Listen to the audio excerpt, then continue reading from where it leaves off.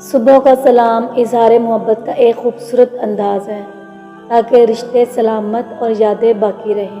اللہ میرے پیاروں کو خوش اور صحت کے ساتھ سلامت رکھے۔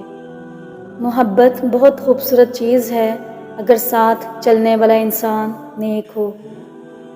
کسی کی زندگی سے نکل جانا یہ اور بات ہے، لیکن اپنی جگہ کو بڑی آسانی سے پور ہوتے دیکھنا بہت اذیت ناک ہوتا ہے۔ اگر کسی کی تکلیف دیکھ کر تمہیں تکلیف ہونے لگے تو سمجھ لینا کہ تم اللہ کے بنائے ہوئے بہترین انسان ہو۔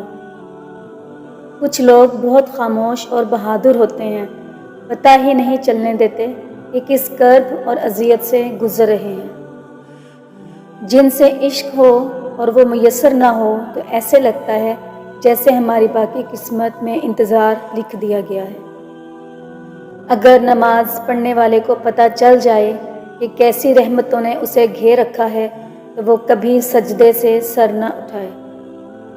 کسی سے محبت کرو تو اسے پاکیزہ رکھو تاکہ خدا بھی دیکھ کے کن فیکن کہہ دے۔ بانو قدسیہ کہتی ہیں کہ اگر کوئی عورت خود تمہاری طرف رجوع کرتی ہے تو پھر تم پر فرض ہے کہ اس کی خاطر مر جاؤ، کیونکہ عورت تب تک کسی مرد میں کوئی دلچسپی نہیں لیتی جب تک دوسرا مرد اس کی نظروں میں دنیا کے تمام مردوں سے عظیم نہ ہو۔ سچ بولنے والوں کو میٹھی باتیں کرنا نہیں آتی۔ اگر کوئی شخص آپ کو عزت دیتا ہے تو اس کا یہ مطلب نہیں کہ آپ بہت عظیم انسان ہیں، بلکہ اس کا مطلب یہ ہے کہ وہ شخص خود ایک اعلیٰ ظرف انسان ہے۔ جب محبت نفرت ایک ہی شخص سے ہو جائے تو اسے بھولنا بہت مشکل ہو جاتا ہے۔ کسی کا دل توڑنے سے پہلے یہ سوچ لینا بندے کی معافی بندہ دیتا ہے، خدا نہیں۔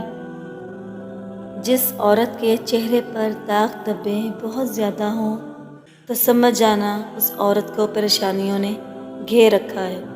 اس کو چاہیے کہ وہ روزانہ صبح نہار منہ پودینے کا پانی پیے۔